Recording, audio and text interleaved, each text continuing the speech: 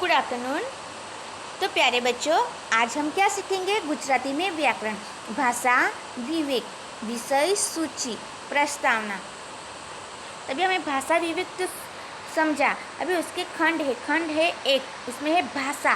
प्रकरण एक भाषा एटले શું, प्रकरण दो भाषा अने लिपि, प्रकरण तीन भाषा अने बोली।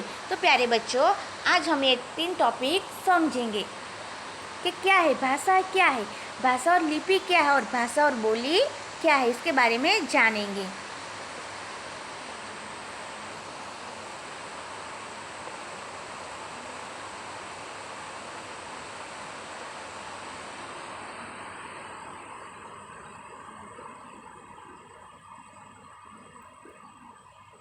देखो, खंड एक, जो आज हम 3 प्रकरण सीखने वाले हैं।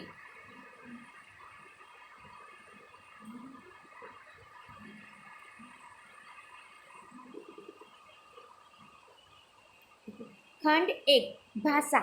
प्रकरण एक, भाषा एटले શું? तो मानसनी एक विशिष्ट सिद्धि ते भाषा है। जो मनुष्य की एक विशिष्ट सिद्धि है उसके पास, वो क्या है? वो है भाषा। भाषा ए मानवનું સર્જન છે। मानव दुनिया में जन्म ले छे त्यारे एनी पासे भाषा शुद्धि शून्य होय छे। जब बच्चा उसका जन्म होता है तब उसके पास कोई प्रकार की भाषा नहीं होती है, शून्य होता है। भाषा सिद्धि क्या होती है? शून्य होती है।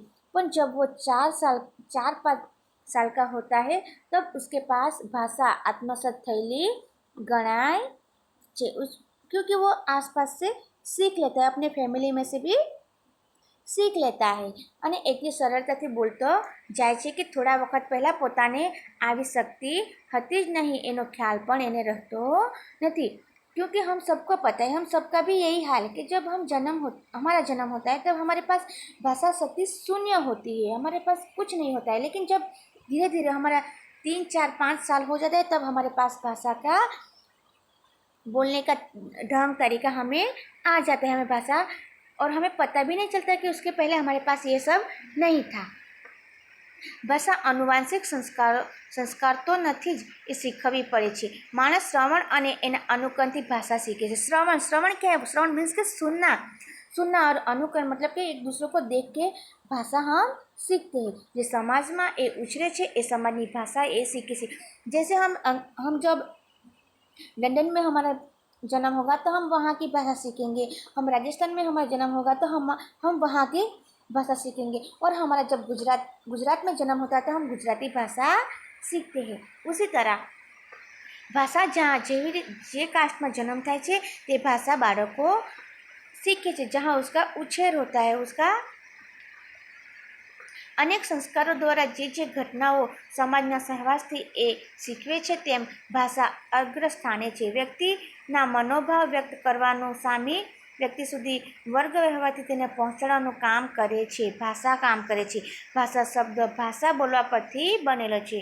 आप लोगों को पता है कि संस्कृत में से गुजराती का उत्पन्न हुआ है, और गुजराती में जो भाषा है ना बोलू एना परथी भाषा शब्द नो जन्म थयेलो। जब हमारा जो मनोभाव रहता है वो हमें एक दूसरे को बताना है, हम दूसरे व्यक्ति तक पहुँचाना है, तब हम भाषा का उपयोग करते हैं।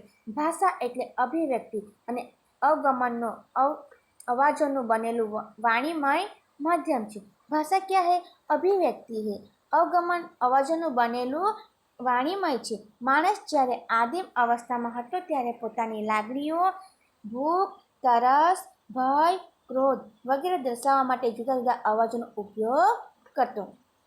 जब पहले आदिमानव थे ना, तब कोई भाषा, कोई लिपि नहीं थी। अपनी लागणी, अपना हाव भाव, दुख, क्रोध, प्रेम, भूख, प्यास, ये सब व्यक्त करने के लिए वो अलग अलग प्रकार के आवाज़ उत्पन्न करते थे। धीमे धीमे ते परिवार साथे रहते थे। पहले सब अकेले ऐसे ही जंगल में रहते थे, लेकिन बाद में धीरे धीरे वो अपना परिवार बनाता गया और परिवार के साथ रहने लगे। सामाजिक और मानसिक रीते ते विकास तो गयो, सामाजिक रीते भी उसका विकास हुआ और मानसिक रीते भी उनका विकास हुआ। तेम तेम ते पोतानी लागणीओ अने विचरण दर्शाववा भाषानी जरूर पड़ी। पछी भाषा घड़ाती गई और विकसित ગઈ. ભાષાનો વિકાસ એ માનવ ઉત્ક્રાંતિનો એક ભાગ છે.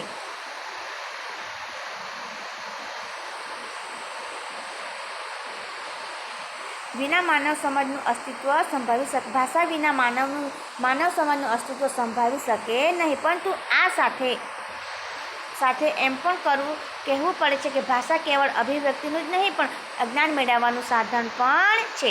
बच्चों, भाषा के बिना हमारा अस्तित्व नहीं है और भाषा के साथ हमारा ज्ञान बढ़ता है. हमें ज्ञान लेने का एक ये साधन है.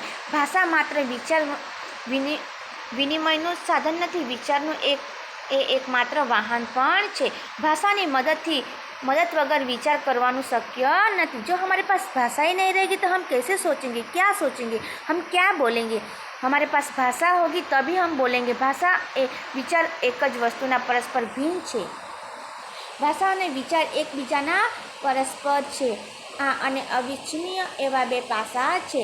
સૂક્ષ્મ દ્રષ્ટિએ જોતાં ભાષા એ ધ્વનિ અને વિચાર બંનેના सकड़नार एक माध्यम है. जो हमारा भाषा रहता है वो आवाज़ और हमारे जो विचार है उसका जोड़ने का एक माध्यम है. मन में विचार आता आकृति स्पष्ट है. जब हमारे माइंड में कुछ याद आता है कि हमें सोचते हैं कि आज हम पाव भाजी खाए तो वो हमारे माइंड में आते हैं. उसका आकृति दृष्टि हमें दिखाई, पिक्चर हमें दिखाई देता है. જે પછી ભાષામાં ઉદ્ગાર કે ધ્વનિ રૂપે આપણે એનો બહાર ઉપયોગ કરીએ છીએ. મનગમતો વિચારોમાં એનું ધ્યાન રૂપે અવતરણ સહિત બને છે. પતા ચલા ભાષાની ઉત્પત્તિ. તો ભાષાનો જન્મ કેવી રીતે થયો, ભાષા ક્યાંથી આવી, આદિ મનુષ્ય ભાષા કોની પાસેથી ગ્રહણ કરી એ વિશે પ્રશ્ન જ છે. આપણને પણ જાણવું છે કે ભાષા ક્યાંથી આવી, આદિ માનવ કહાં સે લેકે આયા. તો ભાષાની ઉત્પત્તિ વિશે ભાષાશાસ્ત્રીઓ જણાવે છે કે જાત જાતની કલ્પનાઓ કરે છે. સૃષ્ટિના આરંભકાળમાં જ્યારે મનુષ્ય છૂટો છવાયો વસે એકલો વિચાર થતો ત્યારે તેને વ્યક્ત ભાષાની જરૂરિયાત स्वाभाविक રીતે જ ન હતી. क्योंकि पहले जब मनुष्य अकेले रहते थे तो क्या सोचूं, क्या बोलूं, किसके साथ बात करूं, ये था. इसलिए उसको भाषा की ज़रूरत नहीं थी. તે વખતે તેનામાં હર્ષ કે શોકનો આવેશ આવતો ત્યારે તે તરત જ કુદરતની પ્રેરણાથી હર્ષ કે શોકનો ઉદ્ગાર કાઢી પોતાને જે તે આવેશ દર્શાવતો. ભાષા જ્યારે અવ્યક્ત, અસ્પષ્ટ, અવિકસિત અને અપૂર્ણ હોય ત્યારે ચેષ્ટાની મદદની પણ જરૂર રહે જ છે. એ સમયે ભિન્ન ભિન્ન લાગણીઓ દર્શાવતો તેને વ્યવસ્થિત ભાષાની જરૂરિયાત નહોતી. પરંતુ જેમ જેમ માણસ અવ્યવસ્થા વિકસતી ગઈ, તેની પરિસ્થિતિમાં પરિવર્તન આવતું ગયું, તેમ તેમ તેને વ્યક્ત ભાષાની खास जरूर पड़वा मरी. जब जैसे झूठ में रहने लगे, एक साथ सब परिवार में रहने लगे, तब भाषा की ज़रूरत पड़ी. एक दूसरे के साथ बात करना, एक दूसरे के साथ अपना समय व्यतीत करना, अपनी हाव भाव मनोदशा जो भी है, भूख प्यास, वो हमें एक दूसरे को शेयर करना है. तब भाषा की ज़रूरत पड़ी. अर्थात ते एकमेकनी समीप समूह के समाज रची रहतो थयो. इशारो, संकेतो, चित्रों जगह भाषाए लेवा માંડી. पहले चित्र दिखाते थे, इशारा करते थे, लेकिन बाद में धीरे धीरे भाषा का उपयोग होने लगा. पहला तेनो ध्वनि गूंचवण पड़ी હતો તે ધીમે ધીમે સુધારતા ગયા. અર્થાત મનુષ્ય વિકાસની સાથે તેની સમજશક્તિ અને ઉચ્ચારના અવયવનો પણ વિકાસ થતો ગયો. ઘર, કુટુંબ અને સમાજના બંધનના પરિણામ આરંભની ગૂંચવણભરી, બદલાતી અને અનિશ્ચિત ભાષા ક્રમે ક્રમે સ્પષ્ટ, સ્થિર અને વિકસિત બનતી ગઈ. ભાષા માત્રનું મૂળ ધ્વનિમાં છે અને એ અવ્યક્ત ધ્વનિમાંથી વિકાસ પામી मनुष्य भाषा बनता है. आवाज़ में यहाँ हमारा मूड ध्वनि में है तो हम सुनते हैं, उसके हिसाब से भाषा का संक्रमण हुआ, जूथ बना, भाषा बंधाती गई.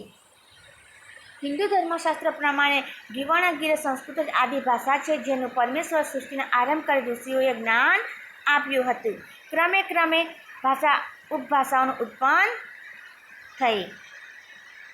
માણસે પહેલાં ઈશારાની ભાષા વિકસાવી. પહેલે મનુષ્ય ઈશારે से बातें કરી હતી, જેની સાથે કેટલીક વાર અનુકરણાત્મક ધ્વનિઓ સંકલિત થયેલા હતા. પછી ધીમે ધીમે એમાંથી ધ્યાનાત્મક ભાષા સવિશેષ કાર્યસાધક બની. હવે આપણે જોઈએ ભાષાની વ્યાખ્યા. ભાષાની વ્યાખ્યા શું છે?